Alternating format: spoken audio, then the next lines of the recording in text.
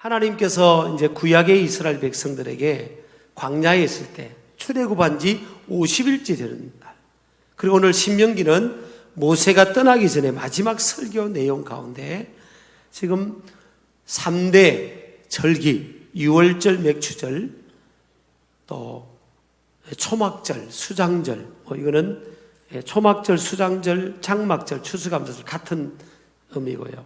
맥추절은 오순절, 또 칠칠절 그렇게라고 또 말하기도 합니다. 이 절기를 지키도록 하나님께서 명령하신 거죠. 근데 이 유월절, 맥추절 다 영적으로 연결되어 있고요. 이 절기가 구약의 이스라엘 백성들이 만에 위한 그게 아니에요. 이건 잘 아셔야 됩니다. 이 유월절은 유월절을 지키고 그 다음 날이 초실절입니다. 이스라엘 사람의 초실절. 초실절은 곡식을 낫을 들어서 곡식을 벤 그 첫 수확, 그 첫날을 초실절. 그러니까 곡식의 열매의 첫 열매. 그게 초실절이거든요. 부활절 다음, 유월절 다음 날이에요. 자, 유월절은요, 이스라엘 백성들이 이제 장자재앙으로 죽게 되는 상황인데 어린 양의 피를 문인방과 문설주에 바른 그 가정은 죽음의 사자가 넘어가게 돼 있잖아요. 그러니까 영어로 하면 패스오버입니다. 패스오버, 유월절이. 그래서 어린 양의 피가 문인방 문설주에 걸어져 있는, 칠해져 있는 그 가정은 죽음이 넘어간 겁니다. 어린 양의 피는 영적으로 하면 예수 그리스도의 보혈을 말하는 거죠. 그러니까 예수님의 온 인류를, 구약에서는 이스라엘 백성들을 구속하고 또 신약에서는 온 인류를 구원하기 위해서 하나님의 아들이 십자가에서 흘리신 그 희생의 피, 희생당하신 그 피를 흘리신 그 고난을 말하죠. 그 고난 이후에 주님이 부활하셨잖아요. 부활. 그래서 고린도전서 15장 20절에도 보면 부활의 죽은 자 가운데서 다시 살아나서 잠자는 자들의 첫 열매, 죽은 자들의 첫 열매가 되신 거거든요. 부활의 첫 열매는 예수 그리스도인 겁니다. 그러니까 첫 열매를 거둔 그 초실절, 그날부터 50일째 되는 날이 맥추절이에요. 근데 50일째 되는 날이 맥추절이라고 하더라도 77절 오순절 날이기도 하는데 50일째 되는 날, 그 날이 어떤 일이 신약시대에 있었게 되는가 하면 사도행전 2장에 보면 오순절 날이 이미 이름에 그들이 다 같이 한 곳에 모였더니 그때 마가의 다락방에 성령이 임한 겁니다. 성령 강림절이 된 겁니다. 그러니까 여러분, 구약의 이 유월절, 예수 그리스도의 고난 속에서, 고난을 통해서 이스라엘 백성들을 구원한, 그리고 유월절 마치고 그 다음 날 그 초실절, 영적으로 하면 예수 그리스도의 부활이잖아요. 부활. 첫 열매, 부활.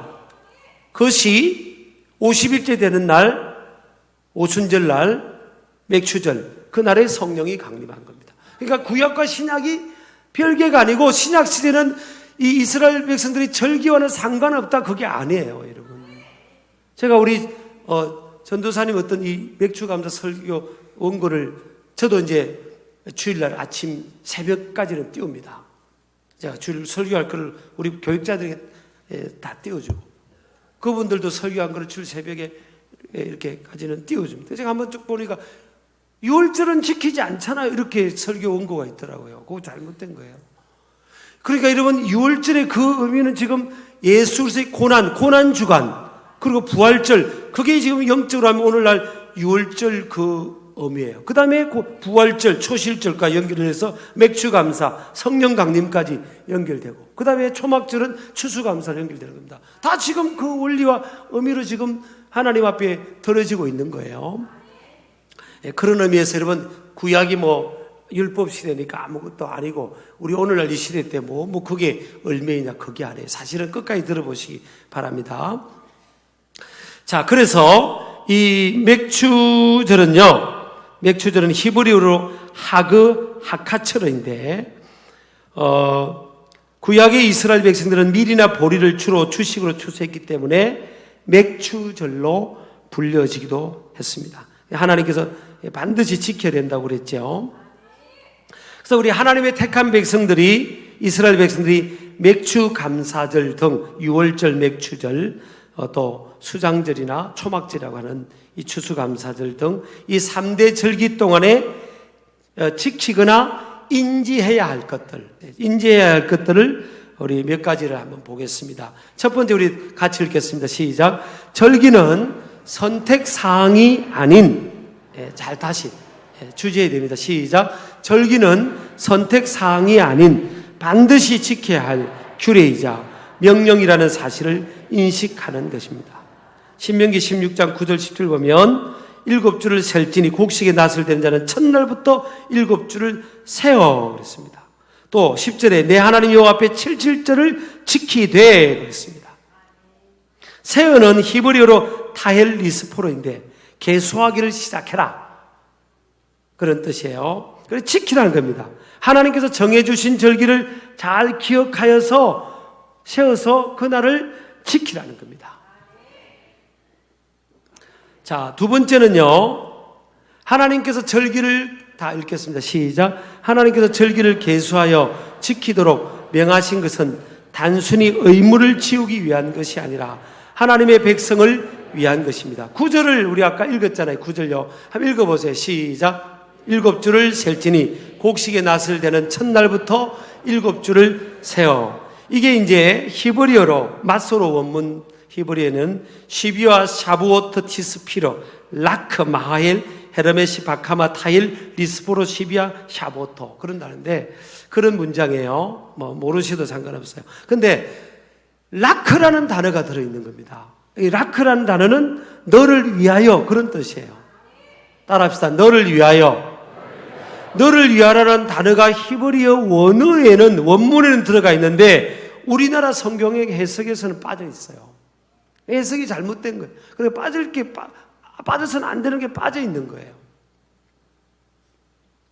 그러니까 하나님께서 뭐예요? 이 절기는 너를 위하여 7주를 셀지니 곡식에 낫을 대는 자는 첫날부터 7주를 세어 그랬습니다. 7주를. 누구를 위해서요? 너를 위하여. 그러니까 절기는 하나님께서 그냥 하나님 백성들에게 의무와 부담을 주는 게 아니라 우리를 위하여라는 거, 우리를 위하여 하나님께서 절기를 제정해 주셨다.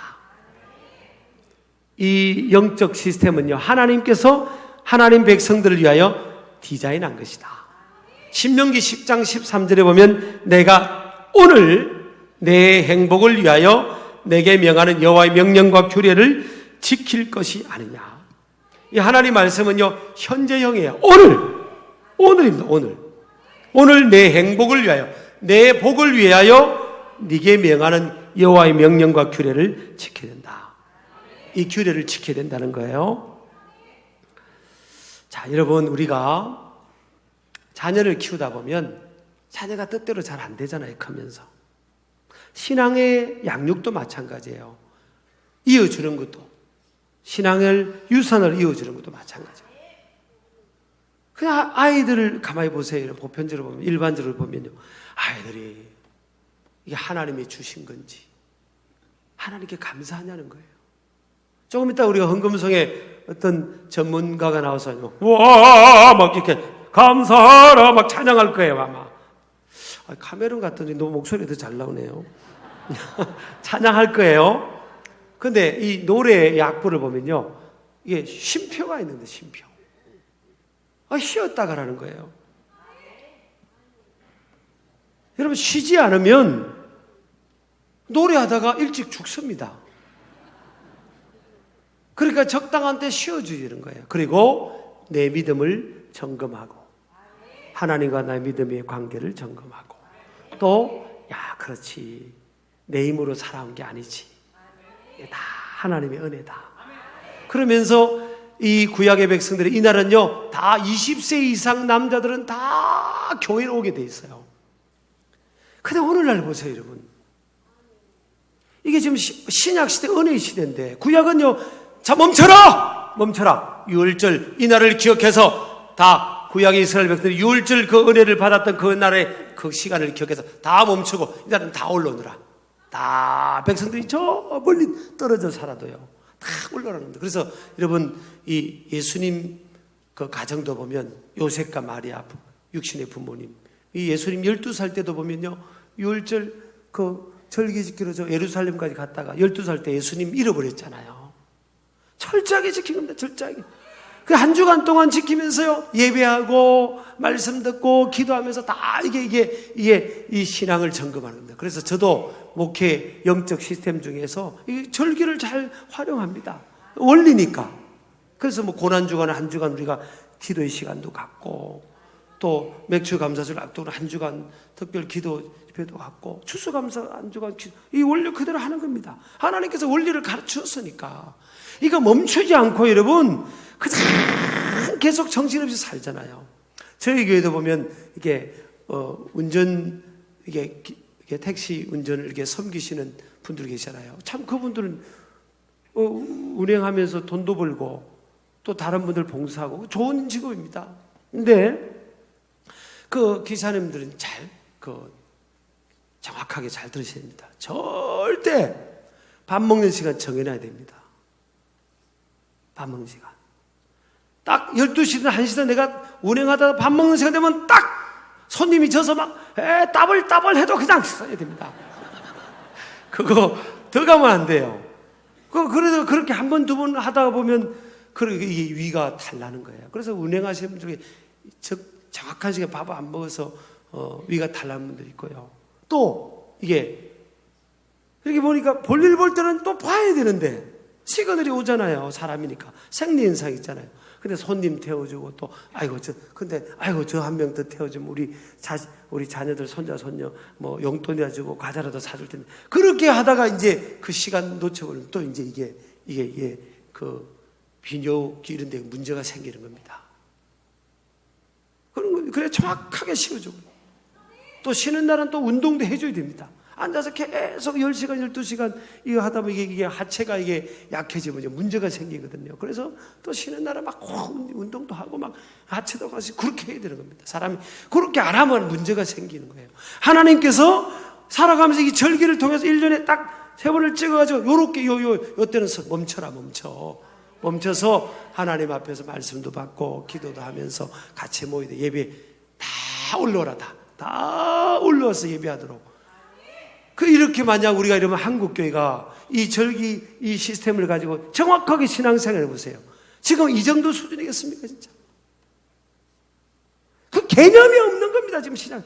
너무 개념이 없어도 이게 사실 문제가 많은 겁니다. 하나님께서 만들어주신 이 원리를 따라서 탁탁 하면요, 신앙도 이렇게 다 이어지는 겁니다. 오늘 성경에 보니까 뭐예요? 우리 11절 보세요. 너와 내 자녀와 노비와 내 성중에 있는 레위인과 및 너희 중에 있는 객과 고아와 가보와 함께 올라와서 여호와께서 자기의 이름을 두시고 택하신 곳에서 내 하나님 여호와 앞에서 절거하라 그랬잖아요. 택하신 곳에서. 그 성전입니다. 택하신 하나님의 이름을 두려고 택하신 곳에서. 여러분 자녀들 손자 손녀들 이런 날은 다 데려와야 되는 거예요. 사실은. 우리가 원리대로 안 사니까 지금 가문이 신앙대로 약화되고요. 그러니까 또 교회가 약화되고 한국교회가. 우리 교회는 이 원리를 따라서 앞으로 살아야 될 줄 믿습니다. 자, 셋째 한번 읽어보세요. 셋째 시작. 하나님께서 자신과 가족 공동체에게 복을 주신 것을 헤아려 보기 위하여 모든 일들을 멈추어서 하나님께 포커스를 맞추는 기간입니다. 제가 지금 강조했죠. 넷째 시작. 절기는 힘을 헤아려 자원하는 예물을 충분히 하나님께 드리며 감사하는 기간입니다. 10절 한번 읽어보세요. 시작. 내 하나님 여호와 앞에 77절을 지키되 내 하나님 여호와께서 내게 복을 주신 대로 내 힘을 헤아려 자원하는 예물을 드리고, 여기서 예물이라는 단어가 나오는데요. 예물에 해당하는 그 히브리 원어는 미사트라는 단어입니다. 미사트. 여기는 미사트라는 단어는 여기만 나와 있어요. 예물, 헌금은 다른 단어로 쓰는데, 여기서 미사트라는 단어는요, 한 번 여기 나오는 단어인데 충분히라는 의미가 담겨 있는 단어입니다. 그러니까 요 그대로 말하면 각 사람이 자원함으로 충분히 드리는 예물이라는 거예요. 하나님 앞에 절기 때는 각 사람이 자원함으로, 프리윌 오프링입니다. 자원함으로 충분히 하나님께 예물을 드리면서 한 해 상반기 동안 또 이 추수를 하면서 하나님께 감사하는, 물론 우리가 이 시대는 이 산업 시스템이 바뀌어서, 구조가 바뀌어서 우리가 농사나 보리, 밀 이건 아니라도 이 원리를 적용하자는 거예요. 여러분, 만약 이게 하나님 앞에 모여서 상반기 동안 우리를 지켜주시고 보호하시고 먹여주고 입혀주신 분이 하나님이라는 것을 우리가 멈춰서 이렇게 영적 하나님이 디자인해 주신 시스템 안에서 온 가족이 모이고 이웃이 모여서 이렇게 예배하지 않으면, 이게 무너져 버리면요, 이제는 우리가 살아가면서 뭐예요? 내 힘으로 살아왔고 내 힘으로 돈을 벌었고 우리 가정은 내 힘으로, 이게 완전히 인본주의적으로 가는 겁니다. 이게 이제 교만입니다. 교만. 그래서 하나님께서 이 공동체, 신앙의 공동체를요 딱 붙들고 유지시키시고, 이 영적 교만과 이 망각 다 잊어버리잖아요. 다 세월이 지나면 다 잊어버리는 겁니다. 언제 우리가 어렵고 힘든 시절에 하나님의 은혜로 살아왔다는 걸 이거 누가 압니까? 지금 당대인 저도 그냥 어떤 때는 하나님 앞에 감사와 감격을, 이 감격, 날 구원해 주신 은혜 감격, 우리가 어렵고 힘든 시절에 하나님의 은혜로 이렇게 지금까지 이렇게 살아온 것, 이걸 다 잊어버리는 겁니다. 순간순간 잊어버릴 때가 많은 거예요. 그래서 하나님께서 멈춰서서 이렇게 예배해라. 또 이 하나님과 재물을, 누가 보면 16장에 보니까 하나님과 재물을 겸하여 섬길 수 없다잖아요. 두 주인을 섬길 수 없다는 겁니다. 왜? 인간은 이 황금이 우상이 될 수 있으니까. 그래서 하나님이 주신 것을 구별해 하나님께 정성으로 예물을 드리면서, 하나님, 내 인생의 주인은 하나님이십니다. 은도 하나님 것이고 금도 하나님 것이고 하나님께서 우리에게 베풀어 주셨어요. 이렇게 고백하라는 거예요. 예물을 준비해서, 충분히 정성으로 준비해서, 미사트 준비해서 하나님께 올려드리라는 겁니다. 그 믿음을 고백하라는 거예요. 믿음을. 우리 아멘 하시기 바랍니다. 여기 성경에 보니까요 다 각자예요. 너와 내 자녀와. 각자 믿음을 고백. 둘이 뭉실하게 우리 가정 이렇게 감사합니다, 이게 아니라는 거예요. 아이들에게도 손자 손녀에게도 네가 하나님 앞에 이거 감사해야 될 절기다. 네가 네 용돈도 구별해서 내고, 또 부모가 필요하면 또 조금 보태줘가지고, 그래, 네가 하나님께 정성으로 드리는 거야. 네 존재가 하나님께로부터 나온 거야. 넌 지금까지 살아오고 네가 큰 것 하나님의 은혜다. 이걸요 가족이 모여서 이렇게 절기를 준비하면서 그렇게 심어주고 그렇게 하라는 거예요. 그게 여러분 이스라엘 민족의 공동체, 지금까지 수천 년을 살아오면서 그 정체성, 이 신앙의 정체성이 안 바뀐 게 이런 절기를 통해서, 어디에 살던 이 이스라엘 백성들은 어디에 살던 이 절기 중심으로, 교회 중심으로 가족이 그렇게 함께 모여서 그렇게 하면서요 이 신앙을 유지해 온 거예요. 수천 년 동안 지나면서도 그게 이 신앙이, 하나님 신앙, 여호와 신앙이 유지된 겁니다. 그래서 어디 가든지 또 하나님 앞에 하나님 나라를 먼저 구하면서 이 물질 주신 걸 가지고 구별해 드리면서 이 하나님 앞에 또 물건의 복을 받는 겁니다. 사실 여호와께서 주신 복을 인해서, 여호와께서 주실 복으로 인해서, 그러니까 하나님의 이 축복하신 하나님, 복을 주신 하나님, 그런 체험도 있고 간정도 있고 또 그런 믿음으로 하나님 앞에 나아가는 거죠. 다섯 번째는요, 이 절기는 다 읽겠습니다. 시작. 절기는 개인을 넘어 가족과 사회 공동체적으로 기쁨을 나누는 축제가 되도록 해야 합니다. 자, 너와 내 자녀와 노비와 내 성중에 있는 레인과 너희 중에 있는 객과 고아와 가부. 자, 자녀 다음 세대. 자녀들도 구원받은 은혜에 대한 감사, 하나님의 축복하신 이 감사에 대한 이 가치 기쁨을 우리가 준비를 시켜야 돼요. 사실은요.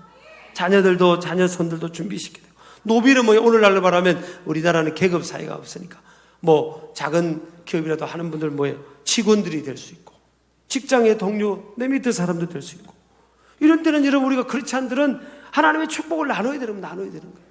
하나님 주신 축복을 나누라는 겁니다.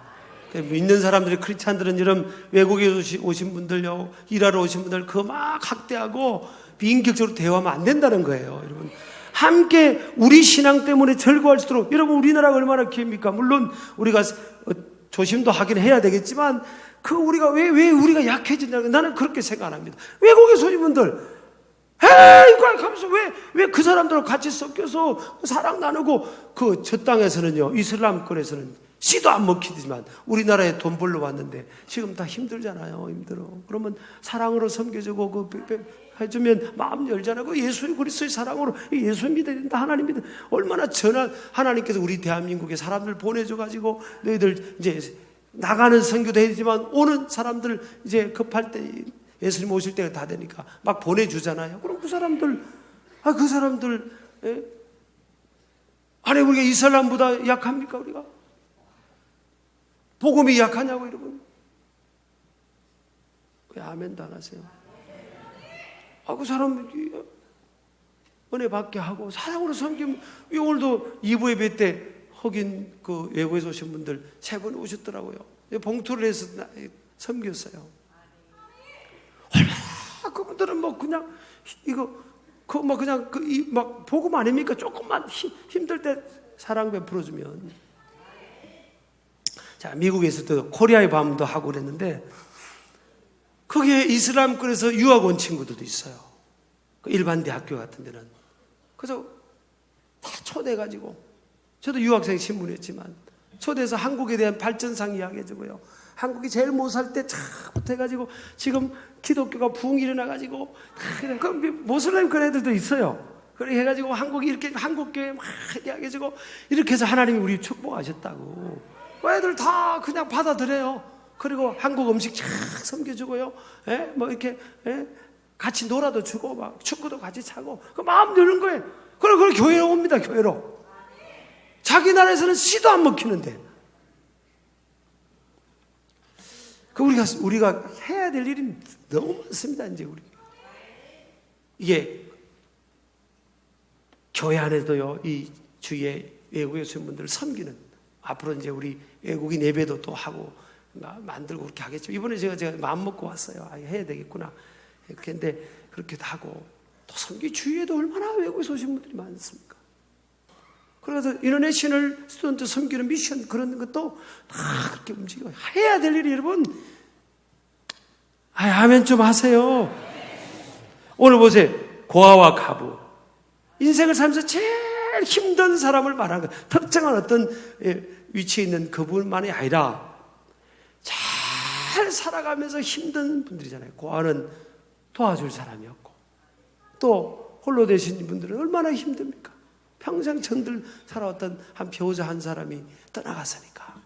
그렇게 우리 주위 어려운 사람들과 함께 이 나라 뭐예요? 페스티벌입니다. 셀리브레이션. 그 추신 축복, 이 추수한 것, 추신 축복을 흘려보내고 나눠주라는 겁니다. 나눠주라는 거예요. 하나님이 한국교회를 이만큼 주신 건요, 영적 인파를, 이제 내일 또 우리 청년들이 선교도 가지만, 여러분, 이 주신 축복을 전 세계에 흘려보내고, 이웃들이 흘려보내라고 이만큼 한국교회를 이렇게 축복하고, 우리 대한민국을 이만큼 축복하신 거 아닙니까, 사실은?